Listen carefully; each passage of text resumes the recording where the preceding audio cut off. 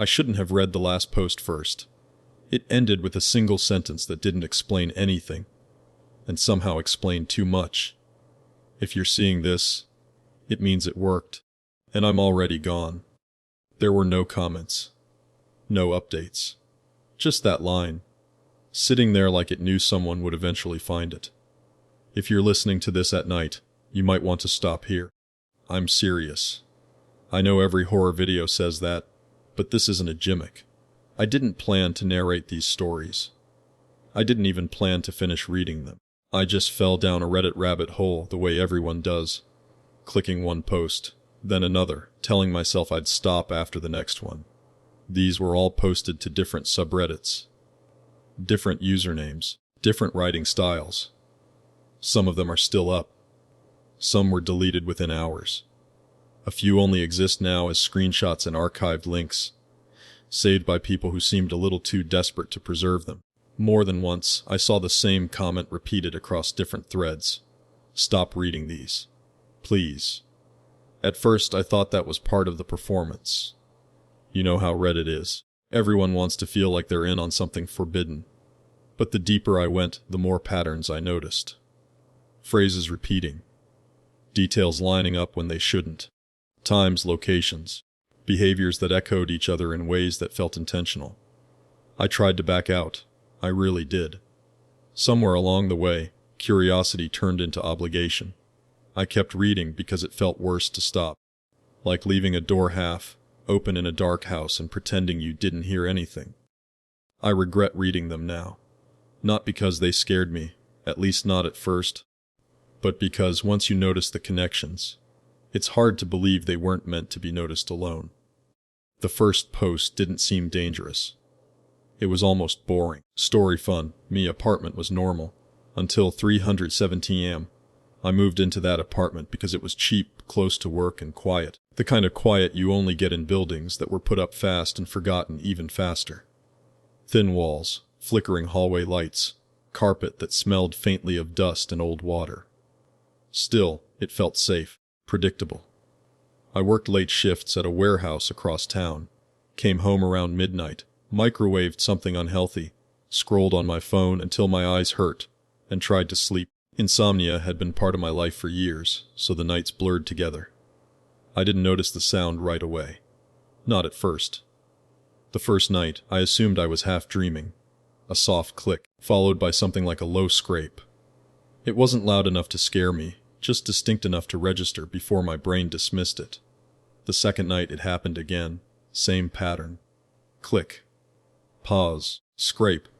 I checked the time on my phone out of habit. 3017 am exactly. I remember that because I joked to myself about horror movies always picking specific times, then rolled over and forced my eyes shut. By the third night I was annoyed. Pipes, probably. Old buildings make noises. Everyone knows that. Still, I waited for it, and when it came right on time, my annoyance shifted into something colder. Pipes don't keep schedules. I asked my neighbors the next day. The guy across the hall laughed and said he slept like the dead. The woman downstairs told me she worked mornings, and had never heard anything at night. I didn't push it. I didn't tell anyone what the sound actually was, because I didn't want to hear myself say it out loud. Click, scrape, like something testing a latch, like something dragging across the floor, stopping just short of where it wanted to go. A week passed, then two. Every night, 3:17 am without fail. I started waking up at 3:16, heart already racing, staring at the ceiling and waiting. That was the worst part. Not the sound itself, but the anticipation. My body learned the pattern before my mind accepted it. I stopped sleeping properly. Coffee stopped working. My routine unraveled. I'd come home exhausted, collapse into bed, and jolt awake an hour before the sound, drenched in sweat. Sometimes I'd sit up and listen to the building breathe around me, counting seconds, begging the noise not to come. It always did. I tried changing things. Earplugs, white noise, sleeping on the couch. None of it mattered. The sound cut through everything, clear and deliberate. When I checked the time, it was always the same. 3:17 am, not 3:16, not 3:18, as if it cared about precision. One night, I stood in my living room in the dark waiting. I wanted to catch it in the act to prove to myself it had a source. When the click came, it sounded closer than before. Not louder, just nearer. The scrape followed, slow and controlled, like it was careful not to make too much noise. I backed away without realizing it, my heel bumping into the coffee table. The sound stopped. I froze, breath held, listening to the silence stretch. Then, after a long pause, it resumed, finishing the motion it had started. That was when I bought a recorder. I told myself it was for peace of mind. Proof. Something concrete I could point to when my thoughts started spiraling. I set my phone on the counter, hit record, and left it there overnight. I didn't even listen to it in the morning. I waited until the second night, then the third, building up courage.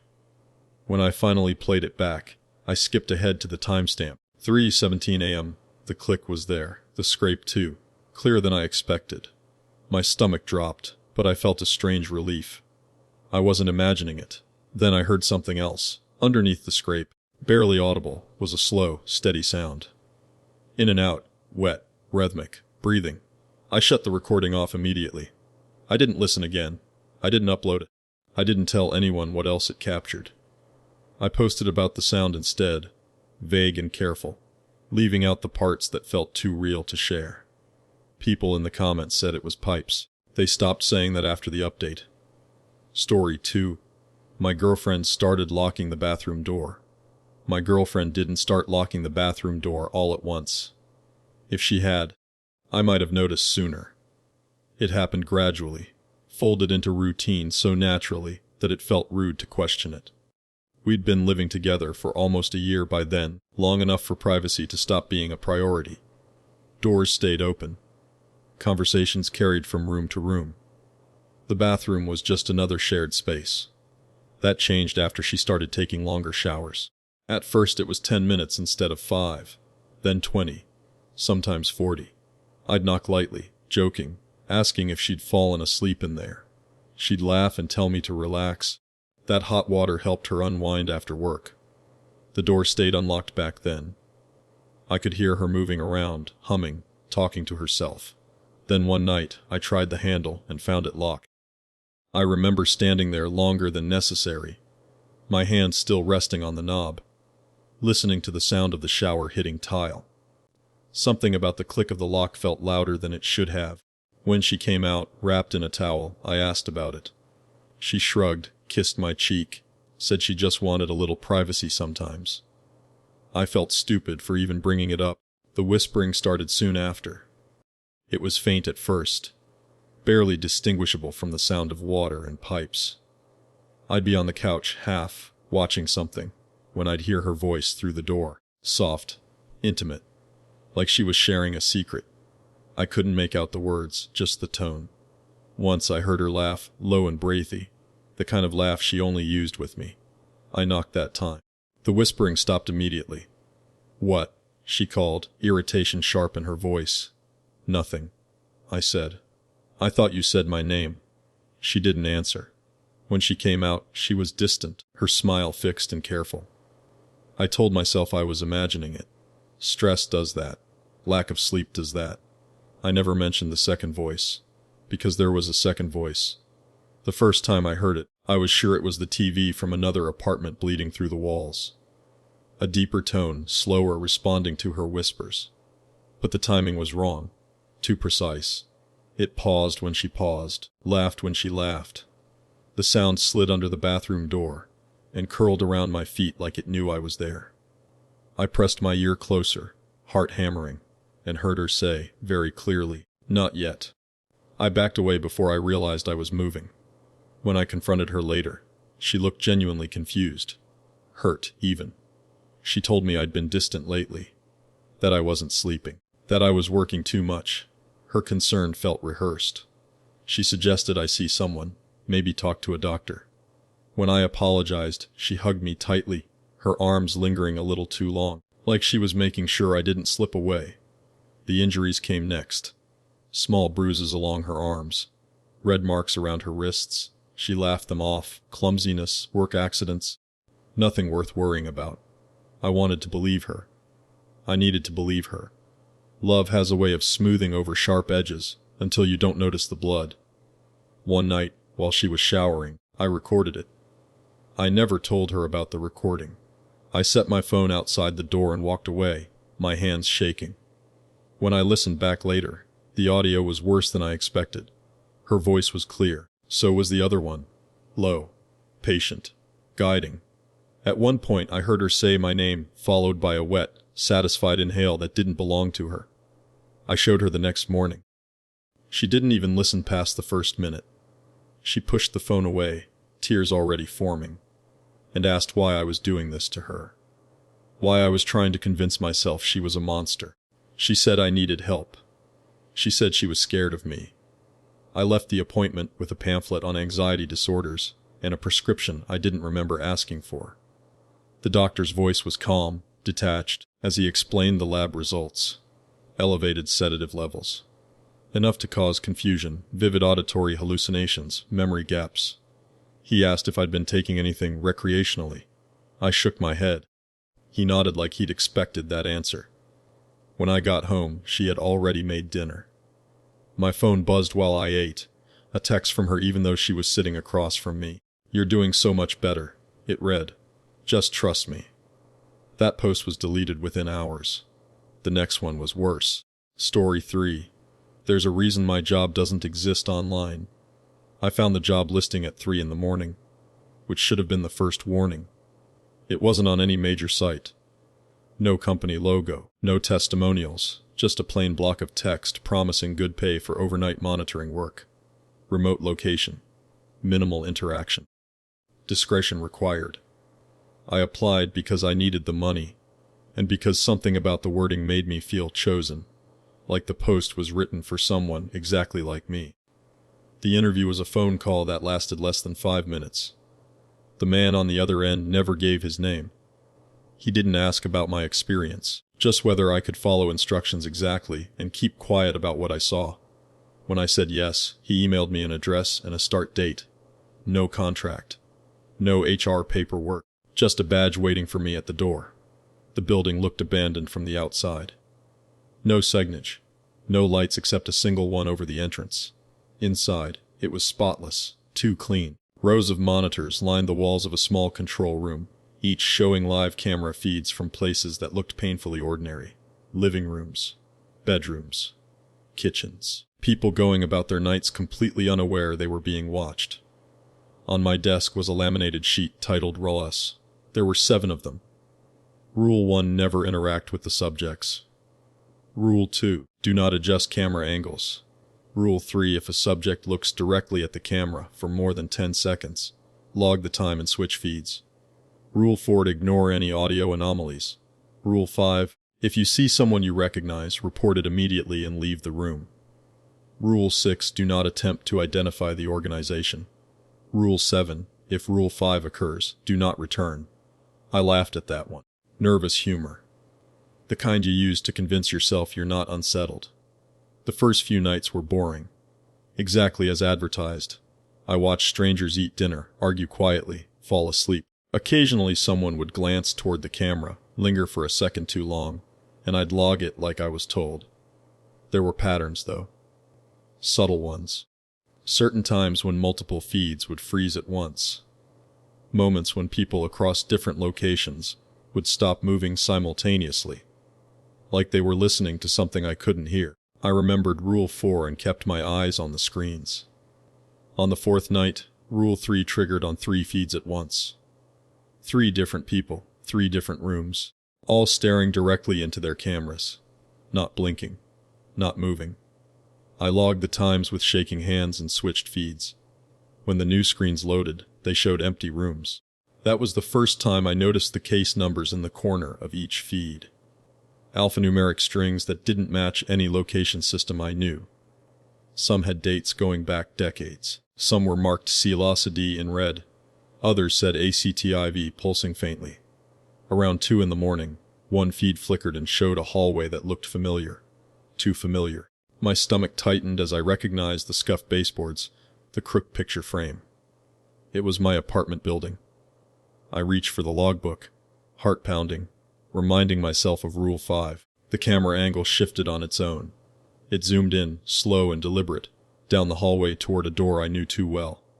My door. I stood up so fast my chair toppled backward. On the screen, the door opened. I was standing in the hallway, keys in my hand, staring directly into the camera. The timecode read live.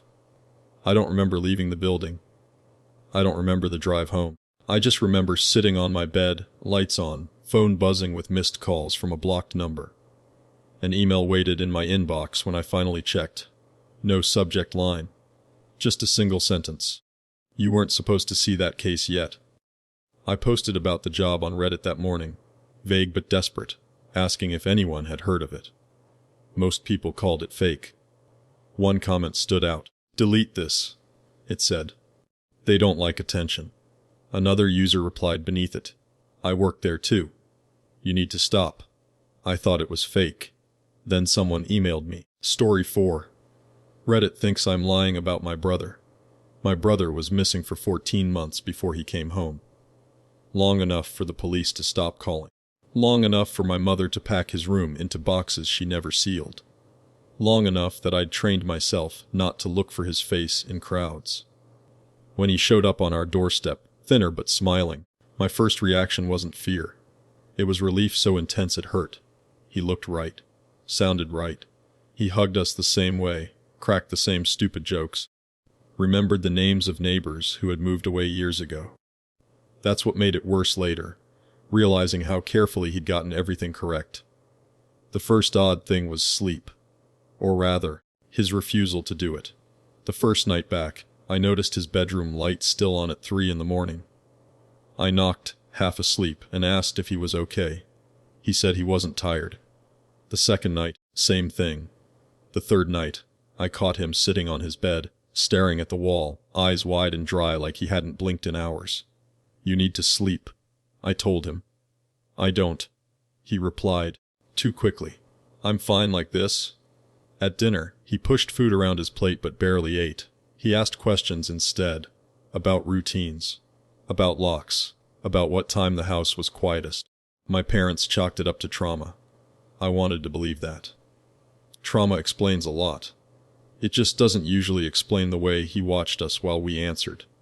I posted about it on Reddit after a week. Nothing dramatic, just concerns. Most comments were kind, reassuring. People shared stories about relatives returning changed. Some suggested therapy. A few told me to stop overthinking. Then the messages started. Does he sleep at all? Has he asked about the house layout? Does he avoid mirrors? One night, I walked past the bathroom and saw him standing in front of the mirror, lights off, face barely visible. He didn't react when I spoke. Just stood there, breathing slowly, like he was waiting for something to happen. The childhood memory came up by accident. We were arguing quietly about whether he should see a doctor. He snapped at me, anger flashing across his face, and said, "You always did this, even back then." Back when, I asked. He smirked. "You don't remember." I did. Immediately. The creek behind our old house. The day the ice broke and I fell in. I remembered the panic, the freezing water, the way I couldn't scream. I remembered my brother pulling me out, both of us soaked and shaking. "You didn't save me," I said slowly. "Dad did." His expression didn't change, but something in his eyes did. He laughed, soft and confused, and said, "That's not how it happened." He described details no one had ever told him. The way the water felt closing over my ears. The thought I'd had right before blacking out. Things I never shared, not even with my therapist years later. I felt sick listening to him say them so casually, like he'd been there inside my head. That night, I searched through the comments again. People were arguing now. Some said I was making it up. Others said they'd seen similar stories before. A few accounts linked posts that had been deleted, titles blurred but themes unmistakable. Missing people. Returns. Sleeplessness. I confronted him in the living room, heart pounding. Phone recording in my pocket.